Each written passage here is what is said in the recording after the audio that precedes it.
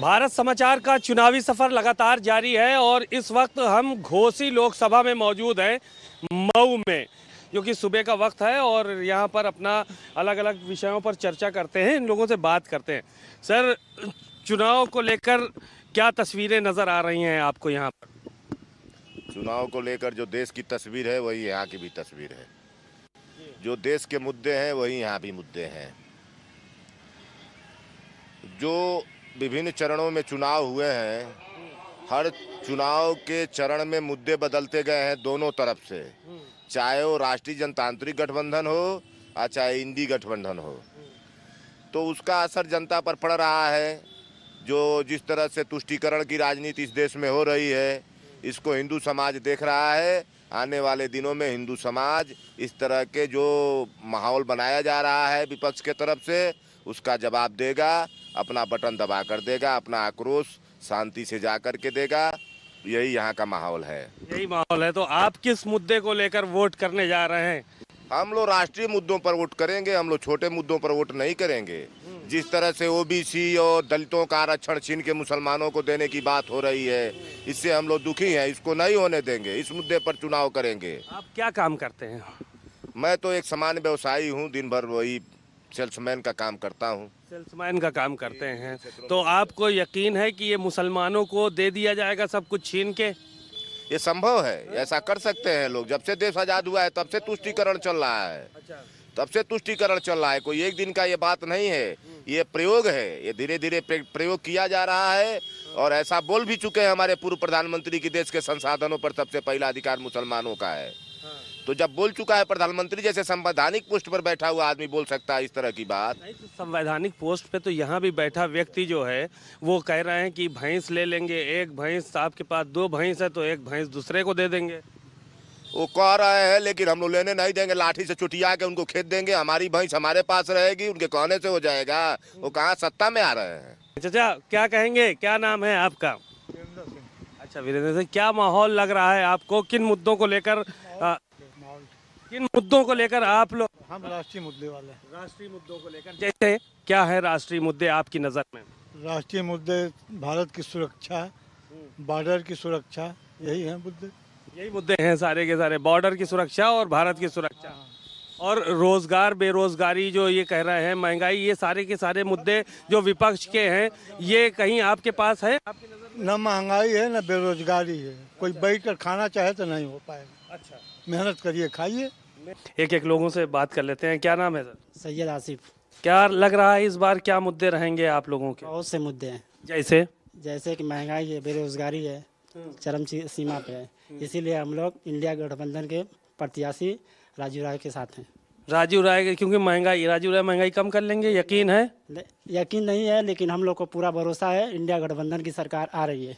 आ रही है सरकार? जी बिल्कुल। तो यही हवेली में बैठ के सरकार बना रहे हैं आप लोग हैं? नहीं, हवेली में नहीं, हवेली के ऊपर भी उठ के भी हम लोग बात करेंगे। हाँ जी, क्या नाम है आपका? ये आकिब सिद्दीकी नाम हमारा है। नहीं, तो ये बता रहे हैं कि आप कुछ कह रहे थे, इंटरप्ट कर रहे थे। इंटरप्ट हमने इसलिए किया, जब इन्होंने ये कहा कि हम देश के नागरिक हैं, तो देश के नागरिक तो 140 करोड़ जनता है, तो सबका अपना अपना अलग अलग विचार है। पहला सवाल जो आपने उनसे पूछा था, इससे पहले जो साहब खड़े थे उनसे आपने पूछा, तो उन्होंने इंडिया गठबंधन को सपोर्ट किया। उसके बाद वाले भी इंडिया गठबंधन। लेकिन आपने एक चीज़ पूछी कि क्या लगा उनमें, क्या बेरोजगारी को देख करके आप वोट देना चाह रहे हैं? नहीं, ठीक लग रहा है इसलिए दे रहे हैं। यानी अभी तक सही तरीके से लोगों को इस बात को नहीं पता कि वोट क्यों देना है। आप बताइए, आप बताइए, आप क्यों दे रहे हैं वोट, किसको देंगे? एक चीज़ जो भ्रम बना करके बनाया जा रहा है, वो गठबंधन की तरफ तो जिले के जा रहा है, पर उनको पर्सनली इस बात का एहसास नहीं करा जा रहा है कि वो क्यों दें, क्या वजह है। उनको खुद एहसास होना चाहिए कि हम क्यों देना चाहिए हमको वोट। वो ये जब कैमरे पे आ रहे हैं या कहीं किसी डिबेट्स में आ रहे हैं, तो वो ये बता नहीं पा रहे, एक्सप्लेन नहीं कर पा रहे हम क्यों दें वोट। आपको किस पे भरोसा है कि कौन रख पाएगा? हमारा भरोसा ओम प्रकाश जी पे इसलिए है कि हमारे जो 3 बड़े नेता देश के दिख रहे हैं, एक तो उत्तर प्रदेश में सीएम, ठीक है, दूसरा प्रधानमंत्री जी और एक अमित शाह जी, तो 3 जो बड़े चेहरे हैं जो देश के माने जाते हैं। अगर कोई भी नेता घोसी का रिलेटेड अगर हो कि हाँ मैं इसकी जिम्मेदारी लेता हूँ, राजीव राय जी भी ले, कि मान लेते हैं कि सरकार उनकी बन ही गई, तो 6 महीने तक चल पाएगी? इन्हीं से पूछिए, 6 महीने चला पाएंगे? तो इसकी जिम्मेदारी, ये गारंटी आप ले रहे हो कि ओम प्रकाश राजभर नहीं बदलेंगे? 20 जगह मुंह मार चुके हैं ओम प्रकाश जी, पलट चुके हैं, तो आप गारंटी ले रहे हो कि ओम प्रकाश जी बने रहेंगे इसी तरह से जैसे भाजपा में बने हैं साथ में? वापस आइए। आपने कहा 20 जगह मुंह मार चुके हैं, करेक्ट बोला आपने। समाजवादी पार्टी ने सबसे पहले गठबंधन किससे किया था? वो नहीं मुंह मार रही है। क्या उन्होंने कांग्रेस से नहीं किया था? क्या उन्होंने मायावती से नहीं किया था? जब जल्दी जल्दी बहुत कर जब सटते हैं तो वो भी अच्छे लगने लगते हैं उनके लिए, और जब छोड़ देते हैं तो बुरे हो जाते हैं। तो अगर ये सटे और हटे तो क्या बुरा है? मुझे सिर्फ देखना है मेरे घोसी का मुद्दा।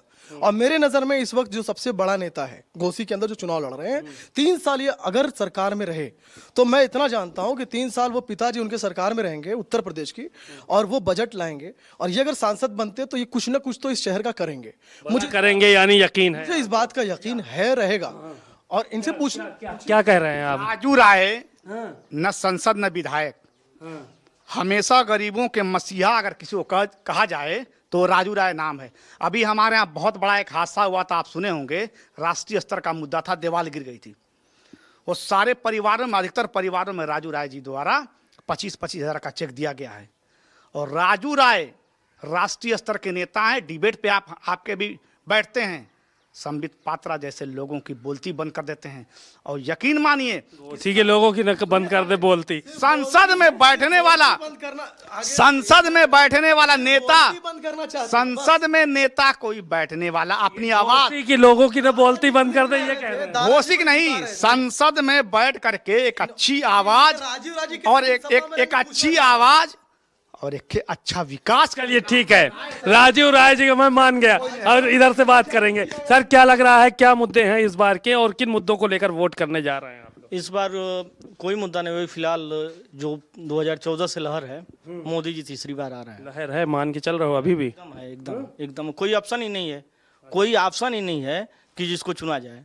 अगर हम इंडिया गठबंधन को देते हैं तो प्रधानमंत्री कौन बनेगा? नहीं, बात तो ठीक है आपकी। तो राहुल गांधी की बात चल रही है ना, कह रहे हैं कि बनाएंगे प्रधानमंत्री। राहुल गांधी समझ में नहीं आ रहा है। आपको नहीं समझ में आ रहा है और लोगों को समझ में आ रहा है। अरे किसी को कैसे बात कर सकते हो आप? अपनी पार्टी इतनी धरातल में चली गई है। सर क्या नाम है आपका? मेरा नाम मोहम्मद आतिफ खान है। आतिफ खान, ये बताइए कि क्या मुद्दे रहेंगे इस बार चुनाव में? आप लोग किन मुद्दों को लेकर वोट करेंगे? आप भी नौजवान हैं। विकास का मुद्दा रहेगा। घोसी में जो काम करेगा उसी को वोट दिया जाएगा। देखा जाए तो घोसी में विकास कुछ नहीं है, कुछ भी नहीं हुआ है अभी तक। तो दावे तो लेकिन सब लोग कर रहे हैं। सरकार भारतीय जनता पार्टी की है, दूसरा टर्म है यहाँ पर सरकार है। उससे पहले समाजवादी पार्टी की सरकार रही और नेता दोनों के दावा करते हैं यहाँ पे। कोई विकास नहीं। आप आए होंगे, आप देखे होंगे खुद क्या विकास हुआ है घोसी में। रोड सब पहले ही की बनी है, 2017 से पहले अखिलेश यादव में बना है सब रोड। इसमें सब रोड बनी है। 4 लेन पहले ही का पास है। 4 लेन जो ये है NH-29 ये 2017 से पहले ही पास है। और पूर्वांचल एक्सप्रेसवे जो देख रहे हैं वो भी पहले ही से पास है। वो कह रहे हैं भाजपा पास की है, ये सब गलत है। और भाजपा को पाकिस्तान और उसके बिना कुछ नहीं है। पाकिस्तान इनको यहाँ कह रहे हैं कि मौका मिलेगा लेकिन बच के जाएंगे हम। हर चीज में पाकिस्तान लेते हैं, हिंदू मुसलमान पाकिस्तान, उसके अलावा कुछ नहीं कर पाते हैं। ये तो कोई विकास ही नहीं हुआ है। अब की जो है वो यहाँ पे बेहतर सांसद कौन नजर आ रहा है आपको? बेहतर तो वही इंडिया गठबंधन राजू राय है। राजीव राय, चलिए अपनी अलग मशवरा है। हाँ इधर आइए, आपका है मामला क्या है? जो नहीं होने वाला है उसके बारे में बात ही मत कीजिए। क्यों, हुआ नहीं है क्या? 4 जून को 400 पार वाला नारा चल चुका है और समाजवादी पार्टी समाप्तवादी पार्टी बनने जा रही है। यहाँ वो 1 सीट अपनी बचा लें, अपनी साख इज्जत।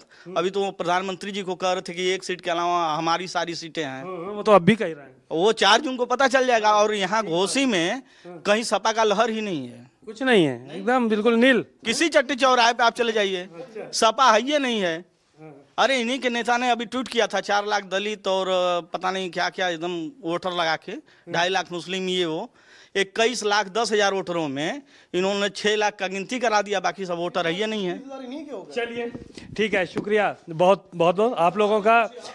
सब का शुक्रिया, क्योंकि यहाँ पे बहुत सारे लोग, सबकी अपनी विचारधारा, सोच और हर आदमी का अपना, जो यहाँ डिस्कशन चल रहा था उसमें शामिल होने के लिए हम पहुँच गए। तो हर आदमी अपनी विचारधारा रखता है, अपनी सोच रखता है। घोसी के मुद्दे क्या हैं, घोसी के लोग किसको पसंद करेंगे, ये तो 4 तारीख को पता चलेगा। लेकिन जहाँ जहाँ पर जा रहे हैं सभी वर्गों का, सभी लोगों को जो है वो कहीं ना कहीं थोड़ा थोड़ा समर्थन ज़रूर यहाँ पर दिखाई पड़ रहा है। कैमरामैन अरविंद के साथ सीमा नकवी, भारत समाचार, घोसी।